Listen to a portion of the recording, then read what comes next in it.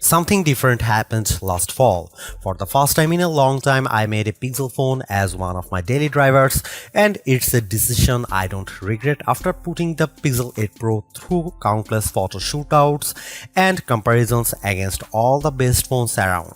Now that its successor is finally here, I have high expectations for the Pixel 9 Pro XL.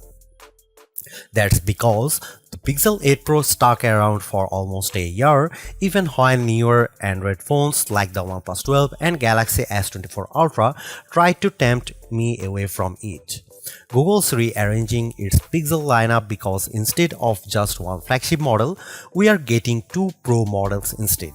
Technically speaking, the Pixel 9 Pro XL is the direct successor to the Pixel 8 Pro because of their similar sized screens, whereas the Pixel 9 Pro has a much smaller display.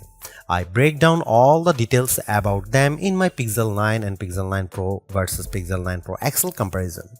Given the opportunity of the iPhone 15 Pro Max and Galaxy S24 Ultra, Google's arming the Pixel 9 Pro XL with bigger upgrades like newer cameras, more helpful AI features, and a stronger, more durable design. In my Pixel 9 Pro XL review, I will see if it's a worthy update that could convince people to choose it over rival phones. Frankly, I'm annoyed that we are getting back-to-back price hikes because the Pixel 8 Pro launched at $100 more than its predecessor last year with its $999 starting cost. And now with the Pixel 9 Pro XL, it's up by yet another $100 to a starting price of $1,099 in the US. This effectively ends one of the best parts about getting a Pixel phone, their discounted prices. Pixel 9 Pro XL pre-orders are available right now with steep discounts on the flagship phone when you do a trade-in, although it will be available online and select retailers starting on September 4. There's a total of 4 colors at launch: Obsidian, Porcelain, Hazel, and Rose Quartz. I do miss the Bay option for my Pixel 8 Pro, but I do like the Rose Quartz color of my Pixel 9 Pro XL review unit because of its lighter tone. I'm really annoyed that the base starting storage is still 128GB. First and foremost, I love the redesigned camera hump on the back of the phone because it's much more pronounced than ever before. The elongated pill-shaped protrusion in a departure from the edge-to-edge camera bar in past Pixels, but it's exactly what it needs to set it apart from other phone designs. Apart from the camera arrangement, the design of the Pixel 9 Pro XL makes it look eerily similar to the iPhone 14 Pro Max due to the polished metal rims that are now flat as opposed to contoured.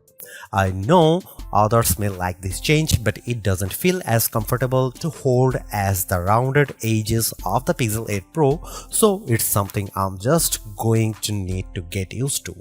Despite this, at least it's still sporting the same matte gloss surfaces as before to give them that always clean, smooth look. Google claims that the design is twice as durable as the Pixel 8 Pro with its IP68 construction, especially with Corning Gorilla Glass Victus 2 protecting its screen. During its Made by Google event, the company made an outrageous claim that Pixel 9 Pro XL 6.8-inch Super Actua display reaches a peak brightness of 3000 nits. I didn't think it was ever going to get close to that in our testing, but I was mistaken.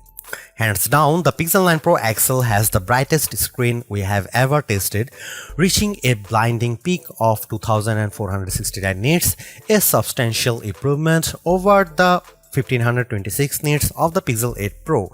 And you know what? It shows outside when I play the same 4K HDR clip, with the Pixel 9 Pro XL being noticeably brighter than the Pixel 8 Pro. But it doesn't end there either, because this OLED panel looks marvelous with its rich color tones and wide viewing angles that barely show any distortion when I look at it from an angle. This record-breaking mark is hard to believe, more so when rival phones like Galaxy S24 Ultra tops out at 1326 nits. I'm starting to believe that phone makers are leaning on software more so than the hardware to propel their cameras, and the Pixel 9 Pro XL is proof of this. That's because its triple camera system consists of a 50 megapixel main camera, 48 megapixel ultra wide, and 48 megapixel telephoto with 5x optical zoom. Technically speaking, the main and telephoto cameras are identical to Pixel 8 Pro. However, the ultra wide benefits from a wider f1.7 aperture, which makes it more suitable for low light. While the rear cameras are similar for the most part, it's the selfie camera that gets the biggest upgrade. A pixel crunching 42 megapixel autofocusing front camera with a wider 103-degree field of view. I won't spill the beans on how it performs just yet, but it's undoubtedly a big upgrade if you intend on using it a lot. Meanwhile, the camera interface is just as intuitive and robust as ever before. Since it's a Pro model, shutterbugs like myself appreciate the Pro controls that let me dial in a few of the camera settings manually. The only new changes include the Add Me feature, which leans on AR guidance to let the photographer be included in the shot along with how panoramic photos are taken. Here are some camera samples of Google Pixel 9 Pro XL.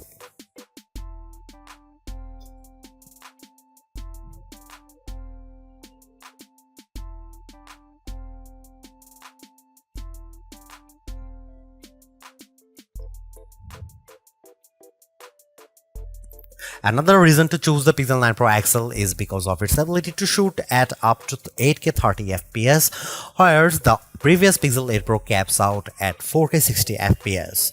On one hand, I like the extra utility of 8K recording because it gives me more playing zoom to edit videos by cropping them or adding digital pans or zooms in my video editing software, but you will need a high performance machine to handle them.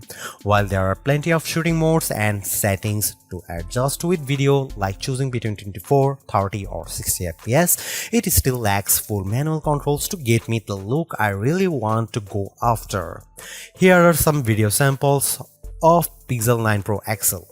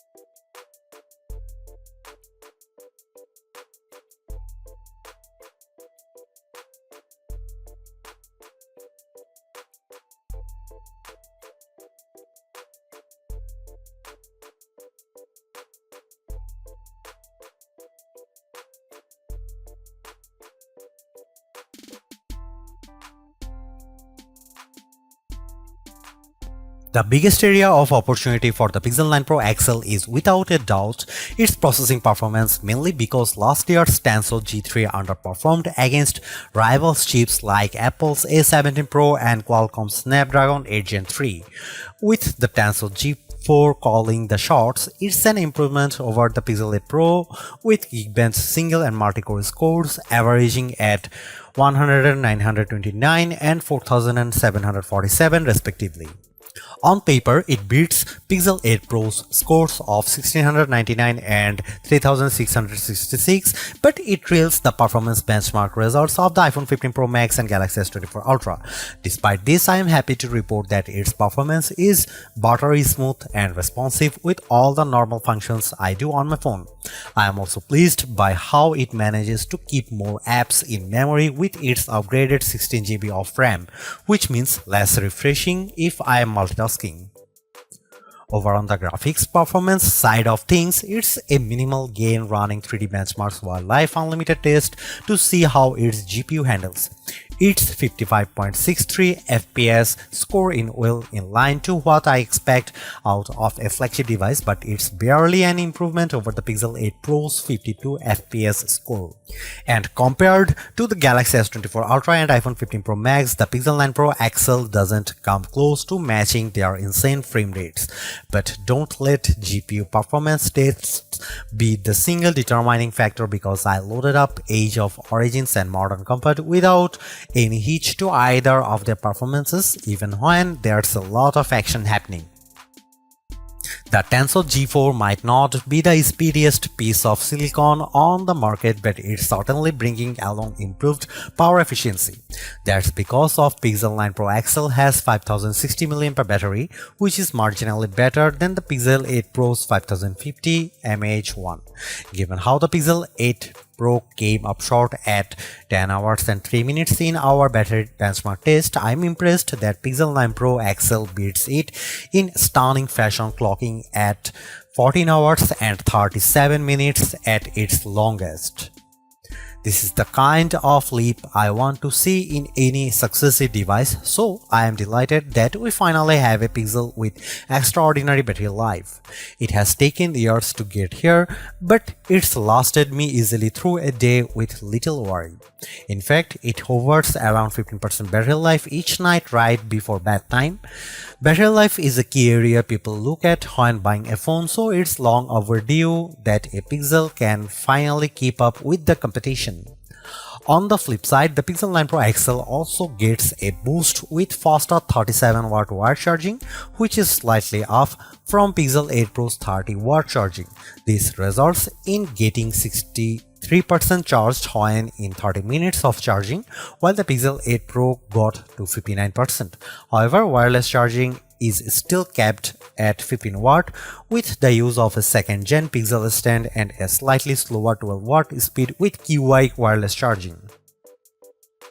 Usually, Pixel devices launch with latest version of Android, but Google's choosing to launch the new Pixel 9 lineup with Android 14 as opposed to Android 15. I know there are people who are on the fence about this decision, but I'm not. Yes, there are certainly new features that accompany Android 15, but the new exclusive Pixel features are enough to tide me over. Of course, AI features play a huge part in Google's phones, and the Pixel 9 Pro XL is no exception. While it doesn't gain as many features as what the Pixel 8 Pro introduced, I do like how the majority of them have a practical purpose. Here's all the new AI feature. First of all, Google Gemini is the virtual assistant that handles everything on the phone, from asking it to create a list of places to visit on your vacation to controlling your favorite smart home devices. What's even better is that I can access Gemini Live by pressing on the corresponding button in the Gemini app. What I am impressed most about Gemini Live is the assistant's ability to handle natural conversation, like when I ask a follow-up question while it's speaking. It's even better that it sounds like I am having a conversation with an actual person.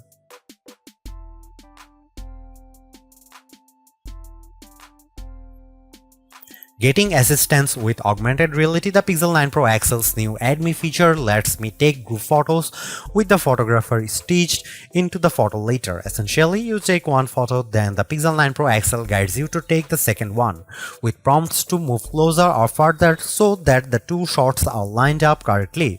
Once the second photo is snapped, it then merges the two with help from AI to produce the final photo. I will admit that it works flawlessly in the photos above that I used to magically add me.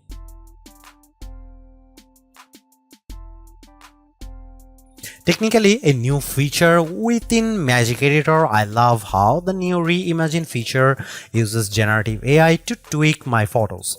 It works based on backgrounds which I used to changes up the shots with the photos above. By writing down my request in a text box, I am surprised by how it generates the new set of images in less than 4 seconds. While it does accurately produces what I want, it can still occasionally mess up, but it works nicely for the most part. The first image is the original one in the gallery above, and the rest are generated with the Reimagine feature. Clearly, there are improvements with the Pixel 9 Pro XL. Apart from its brighter display and longer battery life, everything else about the Pixel 9 Pro XL feels like its modest upgrade at best, which is made tougher due to its $100 price increase. While the new AI features are helpful, I was hoping for bigger improvements around its camera and processing performance.